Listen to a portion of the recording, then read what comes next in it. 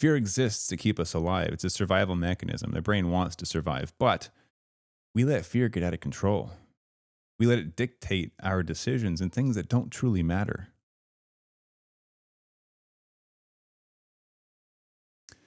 What if being impulsive was to your benefit? See, I was diagnosed with ADHD when I was a kid. And what I found through life, being somewhat difficult staying focused, is that I'm a little bit impulsive in nature. And it's been difficult over the years. But I will say that as an adult, I've been able to switch the perspective of being impulsive into being something that's actually beneficial to me. And I'll tell you a little bit why. Now, a little bit of backstory. I have type 1 diabetes. I've had depression. I've had in and outs of mental health challenges. And throughout my life, my health has been in question in different ways. However, I somehow have found my way into becoming an Ironman. Have found my way into becoming a seven-figure business owner. Have found myself into a way to a marriage where now I have a daughter and I have just about everything I could ever dream of. And I credit a large chunk of that to impulsivity. Why is that? Well, if you think about it, impulsivity allows us to bypass fear in a certain sense, where we take what was once a barrier to us starting and turn it into something that actually allows us to take imperfect action. And oftentimes, growth being something that is very uncomfortable, it allows us to create a new version of ourselves through being impulsive. So, an example of this would be when I decided to become an Ironman. I never decided and thought about it. I decided and signed up. there was no second guessing. I clicked the button, I registered. They said, "Do you want to buy the insurance that allows you to get a refund if you decide not to do it?" I said, "Absolutely not, because then I'm going to not do it."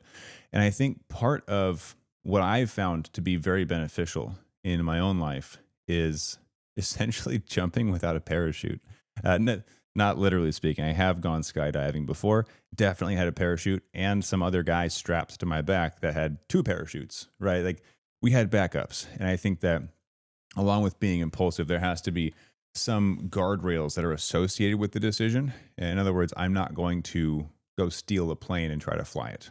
That is impulsive and dangerous.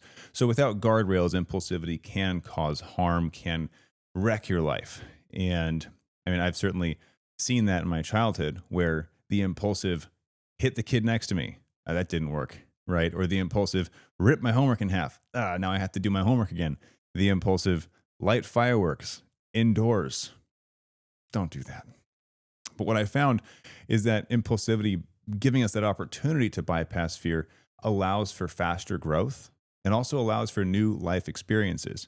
Now, today, I am wearing my hair in a way that I don't typically wear it. And that's because I impulsively said yes. You guessed it. I practice what I preach. See, I went to get a haircut and I was going to get the same haircut that I've gotten for the last 10 years, probably, maybe 7. Long time. Every single time, get the same haircut, same haircut, same haircut.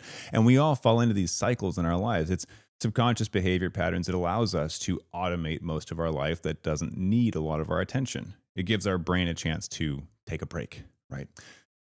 But I said, what would it look like if I let my hair stay a little bit longer? Because usually I get buzz cut on the sides. It's almost militant. I wanted to join the military when I was a little younger, but type 1 diabetes saw to it that I was not given that opportunity to join the Marines. And before Marines, I wanted to be an Air Force fighter pilot. And my height, I'm very tall. I'm a giant. I can't fit in a cockpit, apparently. So with that, life had its own sense of direction for me.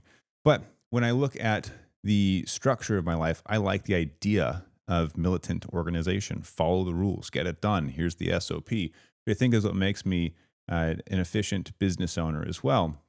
Also a very compliant diabetic. My numbers would suggest, and my blood labs would suggest that I don't have diabetes because I've taken such good care of it. And before you come at me with cures in the comments, type 1 diabetes cannot be cured. It is insulin dependent diabetes. So if I were to go off of insulin, I would die in a matter of days, most likely. So with that being said, I've taken extremely good care of it. And my body has rewarded me for that, giving me the opportunity to do an Ironman. But back to the haircut story, because I know that's what we're here for. The haircut, I said, what would it look like if we did? She pulled up a couple of pictures and said, here's what it might look like. And I was like, that looks pretty cool. She said, do you want to do it? And I said, nah, I want to stay consistent for my branding, for my business. Like they know me as a certain type of guy. I'll just keep it like that. And then I actually got out the buzz cutters. I said, you know what? Do it. Go nuts. I leaned into that impulsive nature that I felt because why not? And the big underlying factor for these decisions of impulsivity is that we are impulsive in in reversible decisions. If it's non-reversible or irreversible, that is not where you should use your impulsive thinker. But with this being a reversible decision, I can do something crazy with my hair. I can get a mohawk and it will grow back out. Or worst case scenario, I can cut it to a different cut, right? You can get extensions. There are ways to make this reversible. So when you're faced with a reversible decision, I say, why not? At least in my own life, be bold, be impulsive, have fun, break the norm. It's how experiences and memories are made in the first place. I mean, you're never going to be ready for anything in life, so why not just lead boldly? I wasn't ready when we decided we were going to have a kid, but I figured I'd figure it out. And I did. It's awesome. I have a 4-year-old daughter now, and she's amazing. We'll probably have some more. And, I wasn't ready when I proposed to my now wife, but I did. Love it. I wasn't ready to become an Ironman. I actually thought it was impossible.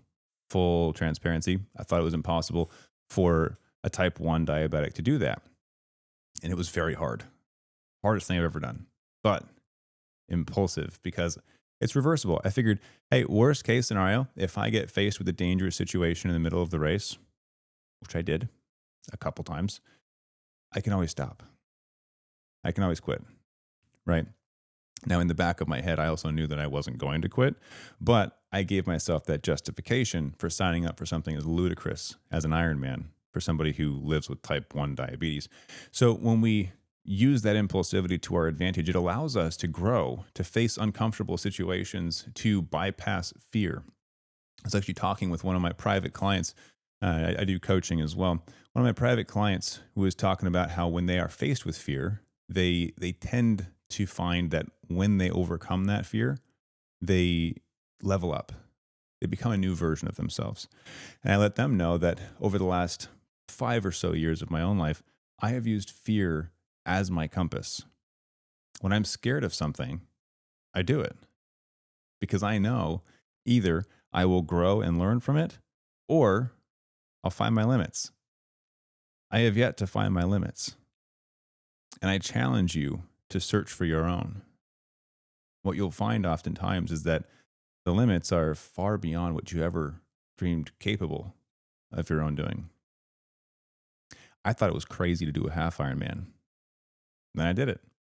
Then I thought it was crazy to do an Ironman. Then I did it. Then I thought it was crazy to start doing ultra marathons. And we're in process, right? Lean into fear. Fear exists to keep us alive. It's a survival mechanism. The brain wants to survive, but we let fear get out of control. We let it dictate our decisions and things that don't truly matter. A few weeks ago, I was scared to sing in front of people. So I said yes to an opportunity to sing in a church choir in front of 2,800 people. I've never sang in front of anyone before. I'm not fantastic either. Like, just to put it out there, I'm not like some great singer. You're like, oh, it was amazing. I was probably decent. But I was scared. So I said yes. Fear as your compass. Growth is uncomfortable. These are truths in life that you'll find. And the more often we challenge the truths that we believe, the more often we determine that the limits that we perceived were there do not actually exist, at least not at the level that we thought they did. So when we look at growth in life, when we look at new experiences, we look at creating a life that's worth living. Oftentimes it involves facing fear. And I mean, in my opinion, as someone who does live with ADHD as well, impulsivity on reversible decisions allows us to bypass fear in a way that feels safe. It almost feels fun. You get an idea? I should do that. Do it. Act on it. Because why not? Life's too short to be missed. And I am somebody who has lived with severe depression, suicidal ideation, agoraphobia, panic disorder, PTSD diagnosis.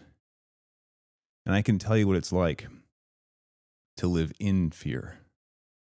I can tell you what it's like to look back on years of missed memories, years of moments that will never be, years of regret. So I've seen both sides of this equation. I've seen what it looks like when you let fear lead.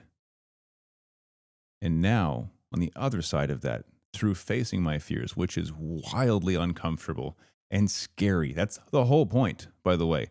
This is not easy to face your fears. This will not be some cakewalk where tomorrow you wake up fearless. In fact, I don't believe fearless is a thing. Fear exists. It exists for a reason. Our brain's trying to keep us safe. But instead of aiming for fearless, I want you to think about facing your fear. Bravery doesn't exist without fear. Courage does not exist without fear. The presence of fear requires us to be brave, to be courageous if we ever expect to get past it, to face our fears and to move through it. Without fear, you couldn't be brave. So I challenge you to use your fear to your benefit, both as a growth mechanism to overcome and self-improve, but also as a way to experience life to the fullest. Use fear as your compass. Let me know what you find through the experience. Thanks for hanging out. I'll see you in the next one.